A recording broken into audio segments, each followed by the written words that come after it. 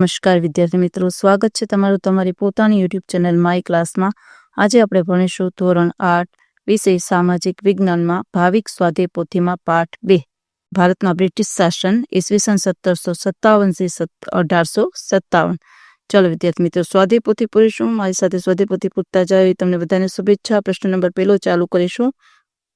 સાચો વિકલ્પ શોધવાનો છે। સાચો વિકલ્પ શોધીને તેનો ક્રમ અક્ષર સામે ચોરસમાં લખો। પેલું, ભારતમાં ગળી ઉત્પાદનની કેટલી પ્રથા હતી તેમાં લખો બી 2। બીજું, ઈસવીસન 1820માં કયા બે પ્રાંતોમાં રૈયતવારી પદ્ધતિ લાગુ કરવામાં આવી તેમાં લખો બી મુંબઈ અને ચેન્નઈ। ત્રીજું, ઝારખંડ રાજ્યમાં હજારીબાગ આસપાસ કયા આદિવાસીઓનો સમૂહ રહેતો તેમાં લખો સી સંથાલ। ચોથું, આદિવાસીઓ કોના નેતૃત્વમાં મુંડા રાજ સ્થાપવા ઈચ્છતા હતા તેમાં લખો એ બિરસા મુંડા। પાંચમું, કાયમી જમાબંધીમાં જમીનદારે જમીન મહેસૂલનો કેટલામો ભાગ મહેનતાણા પેટે રાખવાનો હતો તેમાં લખો ડી 10મો ભાગ। છઠ્ઠું, એમાં લખો સી લબાડિયા અને સાતમું એમાં લખો એ મુંડા। ચલો ખાલી જગ્યા, પહેલી ખાલી જગ્યામાં લખો 1765। બીજીમાં લખો મુંબઈ અને મદ્રાસ। ત્રીજીમાં લખો થોમસ મુંડો। ચોથીમાં લખો હોલ્ડ મેકન્ઝી। પાંચમીમાં પૂર્વ, છઠ્ઠીમાં કપાસ ને સાતમીમાં વેસણો। પછી ખરા ખોટા એમાં લખો પહેલું ખોટું, બીજું સાચું, પછી ત્રીજું ખોટું, ચોથું ખોટું અને પાંચમું સાચું। હવે જોડકા જોડો। તેમાં પહેલા જોડકામાં લખો સી, બીજામાં ઈ, ત્રીજામાં એ, ચોથામાં ડી। પછીનો પ્રશ્ન છે, મીર જાફરને હટાવીને અંગ્રેજોએ કોનો નવાબ બનાવ્યો? એક વાક્યમાં ઉત્તર લખવાના છે, તો એમાં લખો મીર કાસિમને। બીજું, ભારતમાં કયા ગવર્નરના સમયમાં કાયમી જમાબંધી દાખલ કરવામાં આવી? તો લખો ગવર્નર લોર્ડ કોર્નવોલિસ। બીજું, કયા યુદ્ધના વિજયથી અંગ્રેજોએ બંગાળમાં મહેસૂલ ઉઘરાવવાની સત્તા મળી? તો એમાં લખો બક્સરના યુદ્ધના વિજયથી। ચોથું, રૈયતવારી પદ્ધતિના પ્રણેતા કોણ હતા? તો લખો થોમસ મુનરો। પાંચમું, કાયમી જમાબંધી ક્યારે કોના સમયમાં અમલમાં આવી? તો લખો કાયમી જમાબંધી 1703માં ગવર્નર કોર્નવોલિસના સમયમાં અમલમાં આવી। છઠ્ઠું, ભારતના કયા પ્રાંતમાં રૈયતવારી પદ્ધતિ લાગુ કરવામાં આવી? તો લખો ભારતના મુંબઈ અને મદ્રાસમાં રૈયતવારી પદ્ધતિ લાગુ કરવામાં આવી। સાતમું, 18મી સદીમાં ઇંગ્લેન્ડમાં કાચું રેશમ કયા દેશમાંથી આવતું? તો લખો 18મી સદીમાં ઇંગ્લેન્ડમાં કાચું રેશમ સ્પેન અને ઇટાલીમાંથી આવતા। આઠમું, ભારતની ગળીની કઈ વિશેષતા હતી? તો લખો કાપડ ઉપર ભારતની ગળીનો રંગ ચમકતો હોય એ ઉપસતો હતો। નવમું, ગળી ઉત્પાદનની કઈ પ્રથામાં કારખાનેદાર ખેડૂતને લોન આપતો? તો લખો ગળી ઉત્પાદનની ગળી પ્રથામાં કારખાનેદાર ખેડૂતોને લોન આપતો। 10મું, ખોંડ જનજાતિના લોકો કયા કયા વ્યવસાય કરતા હતા? લખો કાપડ વણવાનો, રંગવાનો તથા ચામડા કમાવાનો વ્યવસાય કરતા। 11મું, ચામડા રંગવા ખોંડ લોકો શેના ફૂલોનો ઉપયોગ કરતા? તો લોકો ખોંડ લોકો કસુમી અને પલાશના ફૂલોનો ઉપયોગ કરતા।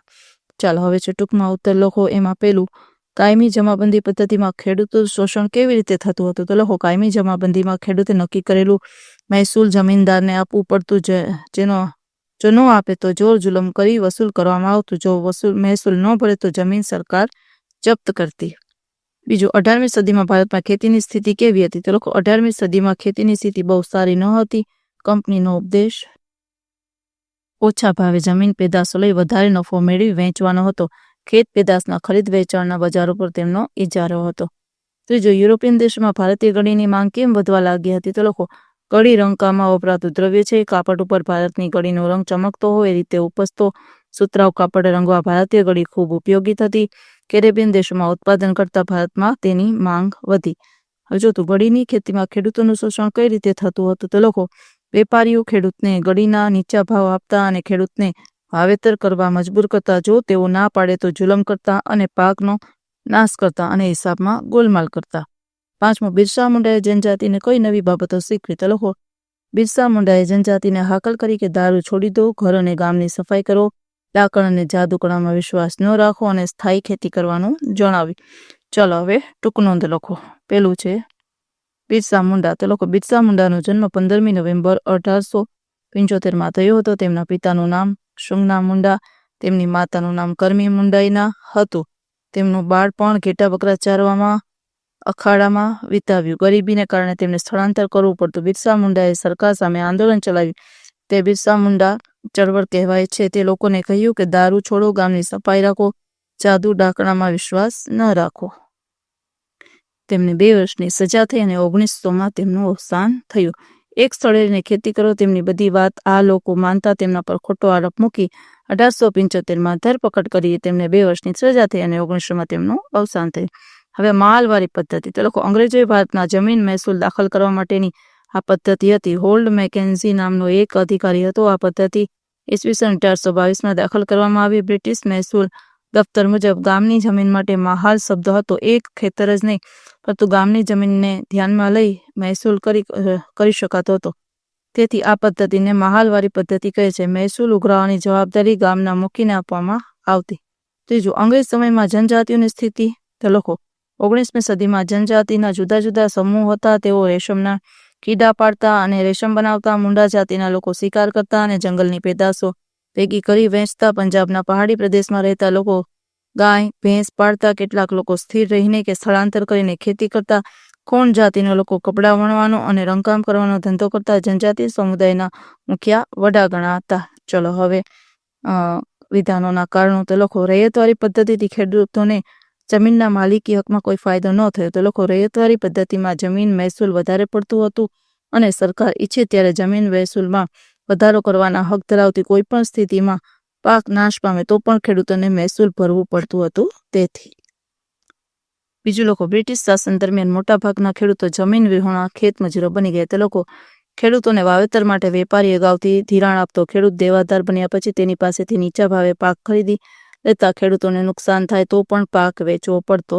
તેથી ચલો હવે ત્રીજું, જનજાતિ સમુદાયો માટે અંગ્રેજોએ ઘડેલા નવા કાયદાનો વિરોધ થયો. તો લોકો અંગ્રેજો નહોતા ઈચ્છતા કે જનજાતિ સમુદાયનો સ્થિર થાય અને સુખેથી જીવે. તેમણે હેરાન કરવા અને નફો મેળવવા માટે અંગ્રેજ સરકારે નવા કાયદા બનાવ્યા હતા. તેથી ચાલો હવે છે પ્રશ્ન નંબર મુદ્દાસર ઉત્તર લખો. પેલો, અંગ્રેજ શાસનમાં જનજાતિઓની પ્રવૃત્તિઓ વિશે જણાવો. તો લોકો અંગ્રેજ શાસનમાં જનજાતિઓની વિવિધ પ્રવૃત્તિઓ કરતા હતા. કેટલીક જનજાતિઓ ખોરાક એકઠો કરવાનું કામ કરતી. કેટલાક પશુપાલન સાથે સંકળાયેલા હતા. માટે તેઓ ધૈર્ય ઘેટા બકરા કે ગાય ભેંસ લઈ સ્થળાંતર કરતા રહેતા. જંગલમાંથી ફળ ઔષધિઓ જડીબુટ્ટીઓ એકઠા કરતા અને સ્થાનિક બજારોમાં વેચતા. કેટલાક લોકો કપડાં વણવાનું ચામડા કમાવવાનું અને ગામનો રંગકામનો વ્યવસાય કરતા. બીજો પ્રશ્ન, કાયમી જમાબંધીમાં કઈ બાબતો અગત્યની હતી? તો લોકો ઈસવીસન 1793માં કોર્નવોલિસના સમયમાં ભારતમાં કાયમી જમાબંધી દાખલ કરવામાં આવતી. તેમાં બે જ વિશેષતાઓ હતી.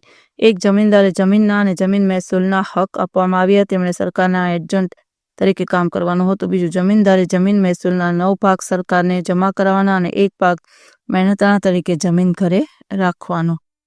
જમીનદારે રાખવાનું. ચાલો હવે ત્રીજું, કડી ઉત્પાદનની 2 પ્રથાઓ સમજાવો. તો લોકો પેલો નીચ પ્રજા અને બીજું રૈયતી પ્રજા.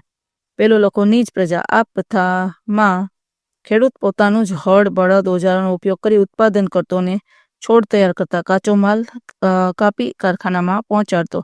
બીજું, રૈયત પ્રજા. તો લોકો આ પ્રજામાં ખેડૂત પોતાની જમીન પર વાવેતર કરતો.